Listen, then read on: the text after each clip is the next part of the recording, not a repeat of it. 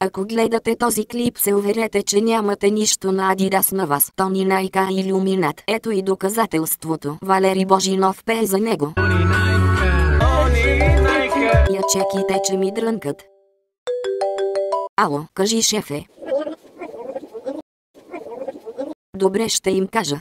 Шефа каза, че са разбрали, че и Божинов е илюминат. Затова ще ви покажа доказателствата за единия, след това и за другия. Да довършим с Тони. Тони 4 букви. Найк също 4 букви. 4 по 4 е равно на джип нива. Но какво общо има нивата с Тони? На нивите се съди жито. Житото се яде от кокошки. Хората се хранят с кокошки. Освен вегетарианците. Веганите се хранят с зеле. Зайците също се хранят с зеле. Заек се римува с паек. Паяците имат 8 ръце. Тони има 2 ръце. 8 делено на 2 е равно на 4. Божинов казва Тони Найка 3 пъти в клипа. 4 минус 3 е равно на 1. Точно толкова са и очите в триъгълника на илюминати. Тони Найка илюминат потвърдено, но вие все още не сте убедени. Да сте убедени, бе, този клип ми се натрупа много работа. Нека ви покажа и доказателствата за Валери Божинов. Валери Божинов 13 букви. В интервю Божинов използва сказуемото викам 13 пъти. 13 по 13 е равно на 169. На тази снимка има точно 169 овци. Опа, за малко да не го видим.